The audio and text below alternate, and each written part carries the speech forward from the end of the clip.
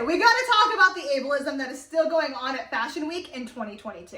Hey y'all, my name is Jessica Ping-Wild. I'm a disabled model and content creator, and last month I had the absolute honor of walking my first ever runway show during London Fashion Week. As you can imagine, this experience was completely surreal. Like, I'm talking wildest dreams moment here. But as amazing as Fashion Week looks on our screens at home, I'm here to tell you that not everything is what it seems. And yes, that includes my own content. Up until today, all I've shared is gratitude for my experience. And let me tell you, I have so much gratitude for the fact that I had this opportunity in the first place. But I don't want anybody watching my content and thinking, oh my goodness, the fashion industry is so inclusive. They're all about that authentic representation. That problem is solved, because it's not. And I don't want anybody to get the idea that it's even somewhat close, because that will only hurt us more, because we need allies, we need people in the room, and we need fellow disabled people to speak up and ask for the representation that we deserve. So with all of that said, in today's video, I will be sharing the 3 things that made me realize that the fashion industry still has a long way to go to be fully inclusive of all communities, especially the disability community.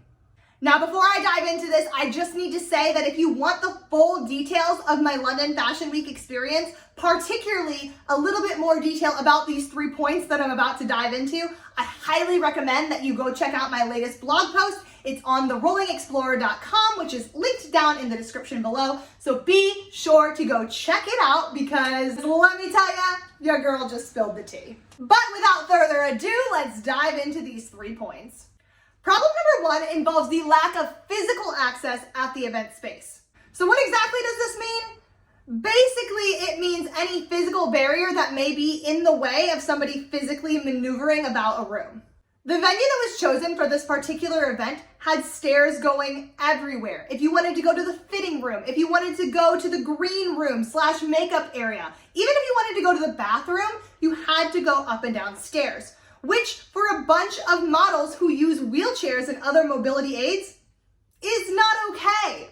Now, luckily there was an elevator on site, but it didn't go everywhere that we needed to go, which meant we had to be physically separated from the other non-disabled models at the event, meaning that we were not able to make friendships, make connections, network, however you want to look at it. We were not able to do that effectively because we were not in the same space. London is very hit or miss when it comes to accessibility, so this doesn't really surprise me that much, but it is a shame that an event that is working towards inclusion wouldn't make this a top priority to make sure that every area that the models, designers, everybody needs to be is fully accessible. But I digress. Problem number 2 is the one that makes my blood boil the most. Because I've said it before and I'll say it again. Representation is the way forward. It is the way that we get our message out to the world. Even if it's passive representation, even if I'm not standing up there with a mic talking about disability issues, the fact that I would be present is important. But the way in which I'm present is also important. So let me explain. This runway that I was invited to walk in was all about uplifting younger brands. So there were about 16 designers. Yes, 16 designers at this event. Every non-disabled model was told upon arrival that every model would need to walk for at least 6 designers, up to 10. At least 6, up to 10.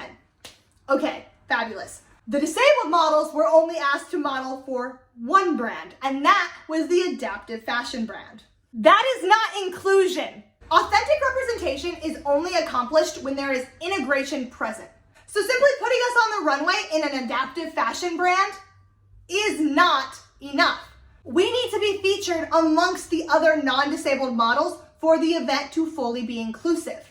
Now, I love the brand that I modeled for. I think the designer is fantastic. I thought that the designs were great and I loved all the adaptive features, but we're not going to get more brands to create adaptive clothing if they don't start seeing the value of disabled bodies. And the way that we do that is by featuring disabled bodies on the runway, in all sorts of clothes, in artistic wear, in everyday wear, in lingerie, in swimsuits, all of it. I'm talking about all of it. We need to find value in the differences of every single different human being's body. And because we were only asked to model for that one brand, that didn't happen.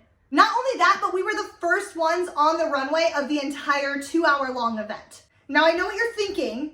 Normally, opening a show is a coveted spot, and I totally agree with you in normal circumstances. But in this particular case, it sort of felt like they were just like, go, be done, so we can move on to the real fashion. That's what it felt like. And that is also a problem because it goes hand in hand. And that is why the integration aspect was so important. And the fact that it was missed infuriates me.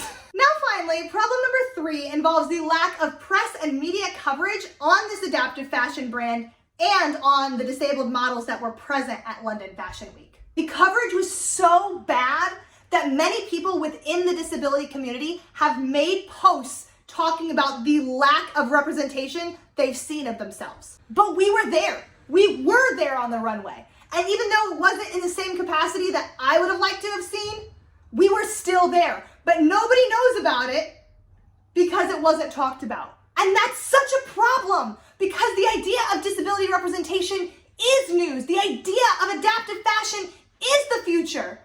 And if people aren't talking about it, then we're never going to make any sort of progress. And it hurts me the most that people in our own community didn't even see us there because they're the ones that need to be uplifted to know that it's possible, to know that progress is being made and that we're so close. We're so close to inclusion. We may not be there quite yet, but we are so close.